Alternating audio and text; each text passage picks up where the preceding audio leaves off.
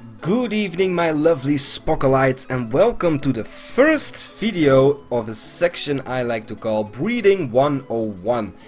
And as a starting video, I figured I am going to try and explain to you guys how to breed a flawless Pokemon from scratch without using 6 IV Dittos, because that was actually the whole point. I just want to show you the technique of breeding. Now, before we get started about this theme, I just want to point out a few things.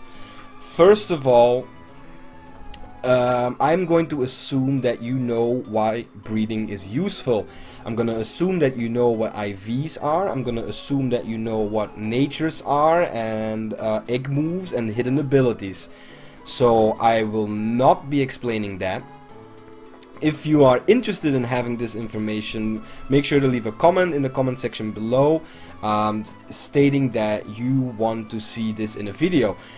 If you have other things that you would like to see in this section, in this Breeding 101 section, so it has to be about breeding, then make sure to comment that as well.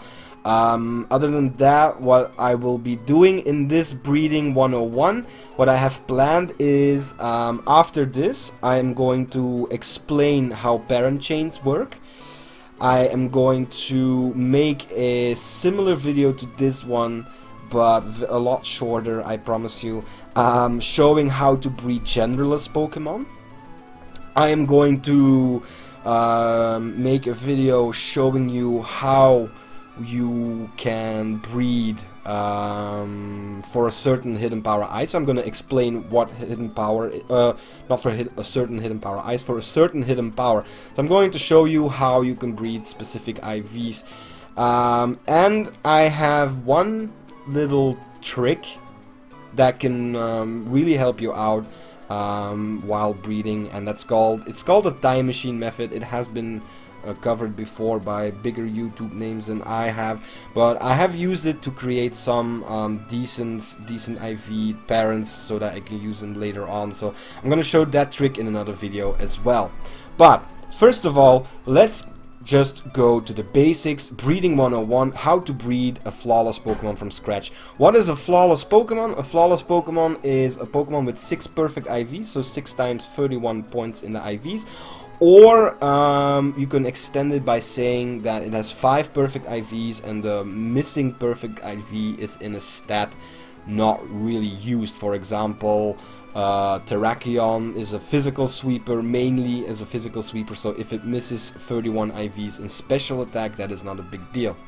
So let's just go to the next slide right here. First of all, I need to give credit. I want to give credit where credit is due. These are 2 links that I have been using extensively. So the first one is the Cerebi page. It is a good page in general to find all the necessary information about a certain Pokemon, and through this link, I'll put it in the description as well. So cerebi.net/pokédex-x and y. You can find anything you need to know about Gen 6 breeding Pokemon, what egg moves they learn and what stats they have and stuff like that. The second link that I want to show you guys is the link that has basically taught me how to breed. I mean, I've done it in Gen 4, I've done it in Gen 5 a little bit as well, and but Gen 6, a lot of changes came out regarding breeding, and these guys wrote a very handy guide. So if you want to read, make sure to check this guide out as well. So without further ado, what do we need? First of all, you're gonna need friend safaris. Why? Because Pokemon that reside in friend safaris, that you catch in friend safaris, will have at minimum 2 maximum IVs. This basically means that if you catch a Pokemon there, you will always have 2 perfect IVs, which you can then breed onto the parents. If you don't know how to get friend safaris, you basically get them for free every time you add someone with their friend code. So they become your friend in game. Where can you find the Friend Safari? You can find it in Cloud City. It is all the way, Cloud City is a special island where you will spend most of your time breeding, because there's a lot there that you need. And it is a little island in the south, and you can only reach it after you've beaten the Elite Four. Once you're in Cloud City, it's all the way on the top right corner. The second thing you'll need is an Everstone. The Everstone is necessary because it will allow you to pass on natures onto your children. And of course, nature is very important on a competitive Pokemon, because a good nature and a great nature will definitely define your winning chances. You can find the Everstone in Geosange Town. I think it was somewhere, I don't remember where exactly, but it was in Geosange Town. Then the third thing that you need is the Destiny Knot. This is very, very, very important to have, especially later on. If you ever want to have a chance at getting 5 or 6 IV Pokemon, then you need this item. You can't. Otherwise the RNG is just too horrible. So the random number generator, the chance of you getting a 5 IV or a 6 IV will be too high. So you're definitely going to need the Destiny Knot. And this can be found in the Silage City Hotel. The fourth item that you're going to need is power items. And the power items, they can be bought with battle points in Cloud City. And basically what they do, they have dual purposes, because the first purpose they have is that once you start EV training, so with the effort values, when you go outside and battle Pokemon, you get effort values and your stats will increase. Power items, depending on which item you took, will give effort value points into a certain stat. Now with breeding, this basically does a similar thing, that if you give a power item to a certain parent, for example, no, the example will come afterwards, but you basically need these to start your breeding chain off. So the next thing you need will be, you need to know where the IV Judge is. The IV Judge is a person who will look at your Pokemon and say what your highest stats are, so what stat has the highest IVs, and tell you how high it will be. So I'm gonna show you guys all of this afterwards. This is just a small breakdown. And then things that are useful, so useful abilities, but I see the things that are just useful. One is you need a Pokemon with Flame Body. Now I say here that you need a Fletchinder or a Talonflame with Flame Body. The reason for that is just that Fletchinder and Talonflame also can learn Fly, and that will allow you to quickly fly between the daycare center, Lumio City for quick egg hatching, and Cloud City, of course, to check the IV. So that's why I say Fletchinder, Talonflame with Flame Body, because it's easy transport, and yeah, it decreases the egg steps. That's what Flame Body does. And then finally, some useful abilities that you can use in your process. So Flame Body, I'll repeat it. So and then Synchronize, and what Synchronize does, if you have a Pokemon with a certain nature, for example, I have an Adamant Mew. And this Adamant Mew has a Synchronize ability. If I put Mew at the front of my party, what that will do is increase the chances of me finding a Pokemon with the Adamant nature.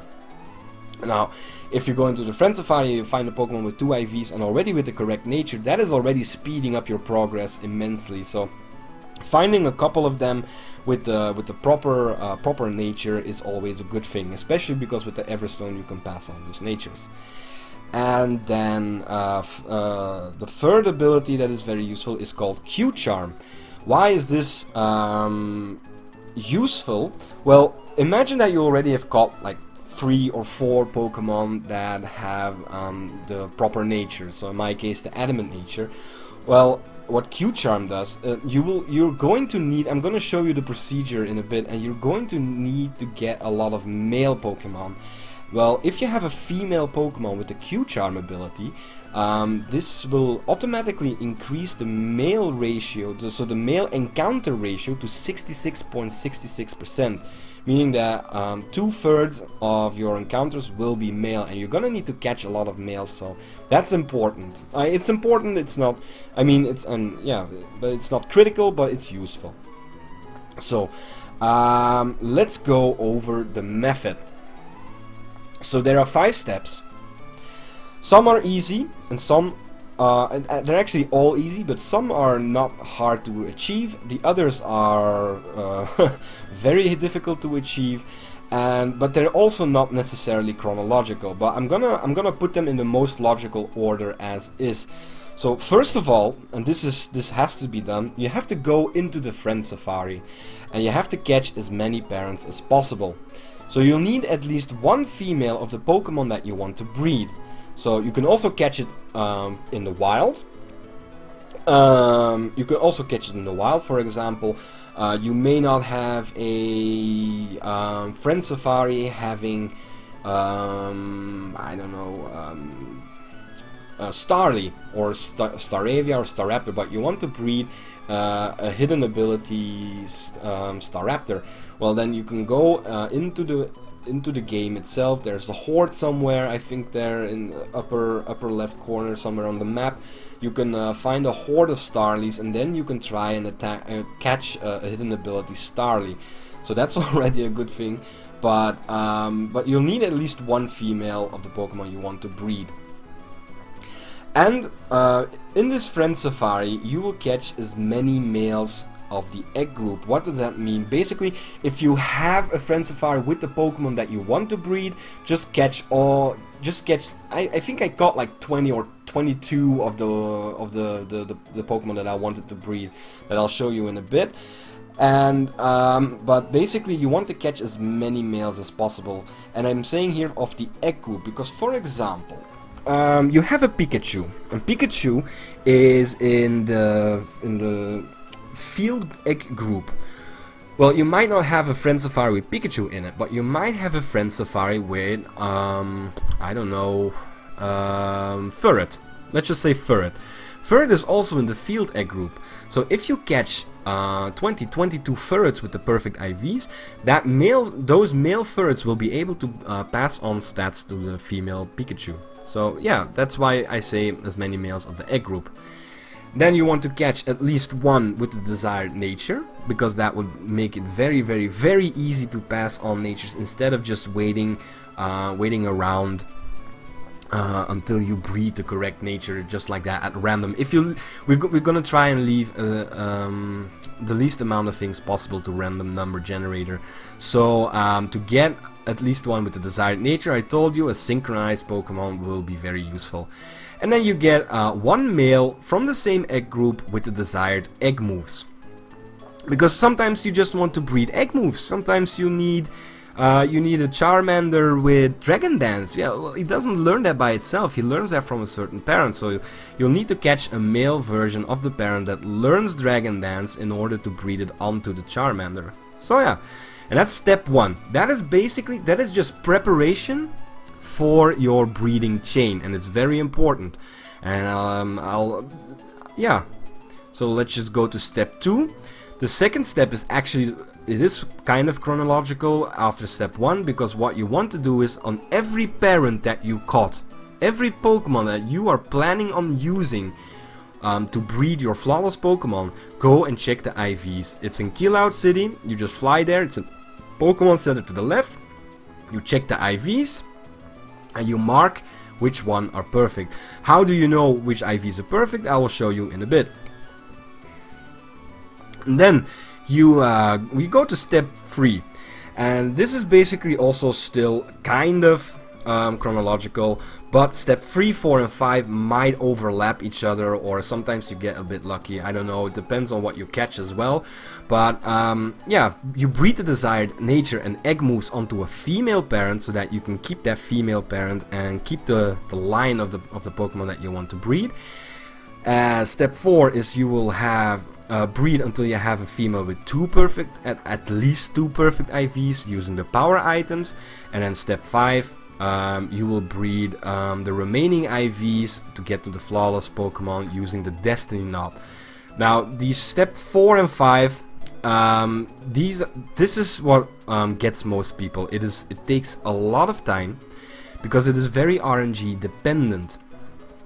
RNG, I explained before, is the random number generator, and it basically just says, okay, you want something, okay, let's roll a die, and if you get 31 you get a perfect IV stat. If you don't get a 31 you don't get a perfect IV stat. So those chances are very, very low, but we'll get to that.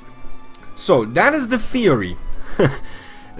That is the theory, and we're already a long way in. Yeah, we've been filming. How long have we been filming? For 50 minutes already. So what we're going to do now is we're going to make a case. We're going to do something. We're going to make a case. What we're going to do now is I'm just going to show you what I'm going to do. We are going to breed a barrel. Oh yeah, we are going to breed by barrel. And oh, I basically made a little mistake here. Yeah, there we go. The nature was not on it. Yeah, barrel. You all might think, what the fuck? Why on earth would I want to breed it by barrel? Well, first of all, look at that thing. Look at by barrel. Look at how silly it is. Look at how it's just freaking cute. It's just so fucking cute. It's awesome. But the main reason that I want to breed it by barrels, that if I get, by any chance, if I can get a perfect 6 IV by barrel, I will use this by barrel in other films, in other movies, videos for this series, because it is such an awesome parent. So what I want to reach here is I want to reach a 6 IV male barrel with Curse, Rest, Waterfall, Quick Attack, the simple ability, the Chesto Berry item, which I already have, and then just an Adamant Nature. So you're gonna see here, we need Quick Attack, and Quick Attack is an egg move. We need Flawless IVs, meaning that I need either 6 IVs on this barrel, which would be best case scenario, or 5 IVs where the special attack is lacking, because basically we are not going to use this special attack. So, and finally we need an Adamant Nature. So that is what we need. So in this first step we're going to catch parents, and I'm just gonna play this video without a sound. I will overrule. As you can see, I've already done that. On the top row I've got myself 5 barrels, level 30, female. They're all female, and they've got some, they've got a range of stats, as you can see. I did this already for the video. You don't want to see me catch Pokemon. And then all the other barrels in that box, they're just all male. And yeah, so I think, yeah, that's like 22 males right there, and that's great. But what is great is that we also need an Adamant Nature, so those 2 males have the Adamant Nature, which is awesome. And so we have what we need already. We have the Adamant Nature, we have some females, we have a lot of males. They all cover some kind of IV stat, perfect IV stat, so we'll be able to pass it on nicely. And then finally, I'm gonna skip the video a little bit right here. What we finally have here is, go back. What we have here is, I'm gonna pause it. We have a Furret. Furret is in the same egg group as the barrel, and Furret has learned Quick Attack. So that is great. We have the Furret with Quick Attack. We have the Adamant Nature on the barrels right here, and we have a lot of females and a lot of males to pass on the IV. So basically we have everything we need to create the set. So that is the first step. The second step is we're going to check the IVs, and I'm just gonna show you guys with this video where the IVs are. So yeah, we're going here into the Pokemon Center in Cloud City, and there's the guy right there, ready to check some IVs. That is all he does. He just stands there all day with his dick in his hand. Unless you talk to him, then he's going to check the IVs. Basically, I'm checking all the females that I had. So actually the steps are a bit backwards, but it doesn't really matter. So I'm going to select one Bibarel, one female Bibarel. I don't know why I'm not doing it. I did a voiceover already on these videos, but then I kind of messed up with everything regarding editing. But in any case, he's gonna say, okay, the Pokemon's potential is above average overall. And now what he's going to say now is which stat or which stats are the highest. So once I press A at some point, I will do that. That's how I judge it anyway. Okay, and now he's going to say, incidentally, I would say that its greatest potential lies in its HP, meaning that HP has the highest IV rating. But if we continue, it also says its special attack is equally good. So that is very, very important information, meaning that the HP and special attack stat on that female are 31. The rest is not. So we don't want to pass on those IV stats. The only IV stats that we want to pass on from this female are the HP and special attack. Oh yeah, why do I know that it has 31 IVs? Because of the sentence right here. Stats like those, they simply can't be beat. When you see that sentence, and only that sentence, that is when you know that the Pokemon has 31 IVs in the stat that he stated before. So that is basically what the IV judge does. Believe me, you are going to do this with every Pokemon that comes out of your egg. You want to check it every time. Once you have one that has more IVs than the parent, you just replace the parent with the newborn child. So yeah, basically incest for victory. So that is step 2. Let us go to step 3, 3A, where we want to breed an egg move. Okay, so my method breakdown and stuff like that is just a little bit off, but we want to breed an egg move. And in order to breed an egg move, we're going to take one female. Yeah, we're going to go to the Pokemon, and we're going to take one female Bibarel. There we go. We're going to click on the Bibarel. We're going to check his stats. I don't know. Yeah, there we go. We're going to watch the summary. So you're gonna see that this Bibarel, a female Bibarel, has perfect IVs in attack and in the defense stat, while I take my male ferret, who is out there, and the male ferret is basically gonna have the quick attack. So, but because it doesn't have the proper nature yet, because we're gonna breed the nature on another time, and because the ferret doesn't have any perfect stats, we're gonna make sure that this Bibarel will already pass on one perfect IV, and I think here the one was with the attack stat. Yeah, we're gonna give him the power bracer. I'll explain what the power items are later on, but you're just gonna give this one the power bracer, while I'm gonna skip this. While I'm gonna give the ferret the destiny knob, because there was a lack of. But what is important in this step is just the fact that the ferret will pass on its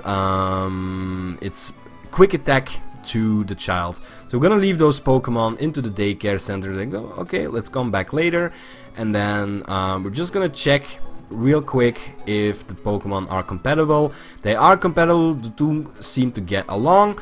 That is awesome. We're gonna ride around a little bit until we get some our first eggs. So the results of this breeding session will be that the children will all have quick attack. So that's great. So let's continue to the next step, which is to breed the nature of the Pokemon. Basically what that means is that we got a Pokemon, we got a Bidoof right there. There we go. I'm gonna... No, go back to the Bidoof. Go back to the Bidoof. Oh my god, I suck so hard at this. This is unbelievable. There we go. There's a Bidoof. Yeah. So, we got a Bidoof with quick attack. And lucky for us, so we knew that it was going to pass the attack stat from the mother because of the power item that we gave it. But luckily it also inherited the defense stat from the mother. So now we have a 2 IV female Bidoof. Still with the calm nature, so it's not the correct nature, but still 2 IV with the quick attack, so that's already a good thing. And the next thing that we want to do is we want to breed the adamant nature on it. So I'm taking the male right here, and what's great is that this male already has 2 different IVs from the female. So that's awesome. It just basically means that we might have a child with 4 IVs, but we're not gonna bank on that. The thing that we want to reach now is just to put this adamant nature onto the children. So in order to do that, we are going to give this male Bidoof the Everstone. Let's see. Yeah, this male Bibarel, we're going to give it the Everstone, because Everstone will keep the nature of the parent that holds the Everstone, and the Bibarel has adamant, so that's great. So we're gonna give it that, and now because we are trying, or we are hoping to get 4 IV stats, because we have 4 different IV stats from the parents, we're going to give the Bidoof a Destiny Knot. But that's not really important, but nonetheless, I'm gonna give it the Destiny Knot. That's it. And we're gonna shove those into the little dark room and let them do their loving. So, yeah, my video got cut off there. Very sorry about that, guys. But we are now at the 4th step of breeding our flawless Pokemon, and we're gonna show how to use the power item. So as you can see here, we have a female Bidoof with a quick attack, 2 perfect IVs, meaning attack and defense, and it even has the adamant nature from all the previous steps, as you can see here. Now what I want to do here now is I took another Bibarel from my box, and this Bibarel has perfect IVs in special attack and speed. Now we're not really needing the special attack, but we are going to need the speed stat. So what I want to do with this little guy is I want to give it a power item. So let's just go into the bag and show you. I'm gonna scroll down to the power section, the P. There we go. What I'm gonna show you is what each power anklet, what each power item does, and this is the power anklet.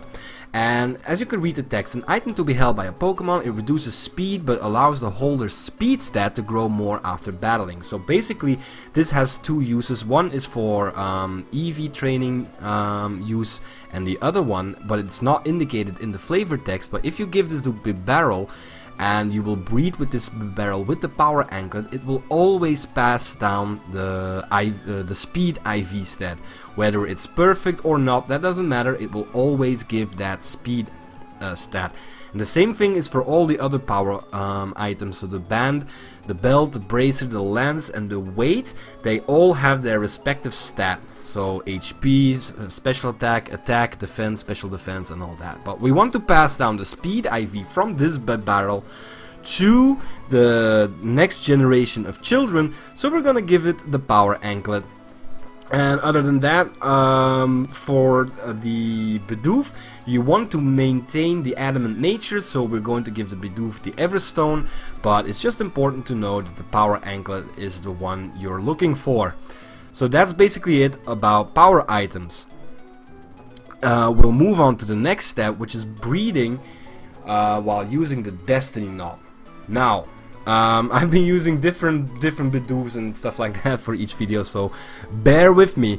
But a fair warning though, at this point we are going to use the Everstone to maintain the nature, and we're going to use the Destiny Knot to allow the children to inherit 5 stats from the parents instead of only 3. This is important because at this point we are actually just leaving it to RNG. There's nothing you can do about this. There's a small trick you can do about it. It's called the time machine method. If you can't wait for my own video to be uploaded regarding the time machine method, look it up. Just type in YouTube Pokemon time machine method, and you can manipulate a little bit. But basically we want to have it inherit more than just 3 stats from the parents. So we have a female Bidoof right here. She has 3 perfect IVs in HP, attack, and defense. And we have a male. Oh damn it, we passed it. We have There we go. We have a male barrel with IVs and special defense and speed. So those are more than 3 IVs in total that you want to inherit. You want to inherit the HP, attack, defense from the female and the special defense and speed from the male. And that is why we are going to use the Destiny Knob. So that is basically just it. And because this female has the adamant nature, you see right here, it has the adamant nature, we're going to give this one the Everstone so that it will maintain it will keep on giving the adamant nature. And we're gonna give the barrel the Destiny Knob. And yeah, let's just do that real quick right now. So that's the Everstone for the Bidoof. There we go. We give the Everstone to Bidoof, we go back, and now we go to the barrel. And yeah, so let's just see real quick what the Destiny Knob looks like and what its flavor text is. So I'm gonna click on item. Nope, I'm not planning on giving. Yes, I'm giving. Yes, I'm planning on giving an item. So we're gonna go up to the Destiny Knob, the D for Destiny Knob. And as you can read here, an item to be held by a Pokemon. If the holder becomes infatuated, the opposing Pokemon will be too. So once again, this item is not showing any real indication of its breeding purpose, but it is very much true. It is 100% guaranteed that if you give the Destiny Knob to one of the parents, the children will be able to inherit 5 IVs instead of only 3. Meaning that you will reduce the RNG by a lot, but it's still RNG dependent. So that is actually just the final step in breeding. And from here on out, what you want to do is you want to keep the female with the Everstone and the male with the Destiny Knob. Now you're gonna breed children all the time. You're gonna breed eggs. You're gonna receive 5 eggs in total with the Talonflame or the Fletch Hinder in your party. You're gonna hatch those 5 eggs and you're gonna check those IVs with the IV checker in Killout City. Now, if you come across a parent that has, for example, this male barrel had only special defense and speed. If you come across a male Bidoof that has special defense, speed, and an extra perfect IV, like HP, attack, or defense from the female, then switch that male barrel with the Bidoof that you bred, because it will still pass on those 2 stats that you needed to pass on, while actually increasing your chances of getting that HP stat, because now you can have it from either side of the group of the parents. The same goes with the female, and of course you just switch the item between the 2, and the same goes for the female. If you breed a female that has HP, attack and defense and special defense, then just take out this Bidoof from the daycare center and replace it with the one that you bred. And basically that is that is how you will try to go to 5 or 6 IVs. In the end, it's very easy to get to 5 perfect IVs and not have 1 perfect IV, meaning that, for example, this Bidoof, a good result would be that it has max IVs in HP, attack, defense, special defense and speed, and not have special attack, because you are not going to use the stat anyways. But going for the 6th IV, it is difficult, because in principle what you need actually there will always be 1 random number generated IV stat. Always. You can't change that, because with Destiny Knob it will always leave 1 up to chance. So what you basically need to get for a 6 IV Pokemon is that it will inherit the 5 stats from the correct parents. So for example, you want to inherit the HP, attack and defense from the female Bidoof, and you want to inherit the special defense and the speed stat from the male barrel. That is luck. That is random number generated. It is a 50-50 chance that no, it's not 50-50. It's actually 1/3 chance that you get that, because for 1 stat it will be random number generated. And if you want to get that 6 IV, then you will need at least 2 5 IV parents, so that the chances are very high that you will get all the necessary stats, and then the 6th IV stat you will just need to be lucky that it will be generated onto a 31 IV stat. So that is the theory, ladies and gentlemen, my dear Spockalites. I really hope I did not bore you too much with this. I've been working on this project for a couple of days, mainly because I don't really know how to edit shit and do all that fantastic stuff that I've been seeing on YouTube. But other than that, I really hope you guys can use this video for good use, and that you can breed your awesome team all together. So good luck, and may the RNG be with you. My name was Spockles. I bid you all adieu, a good night, and see you next time. Peace out.